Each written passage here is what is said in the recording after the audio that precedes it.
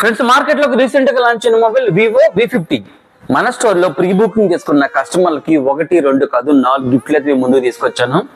ఇది smart watch, Bluetooth neck band, mobile stand, దాంతో పాటు ట్రైపాడ్ విత్ సెల్ఫీ కెమెరా. వీటితో అయిపోలేదండి, మీకోసం మన స్టోర్ నుంచి స్పెషల్ గిఫ్ట్ తీసుకొచ్చాను.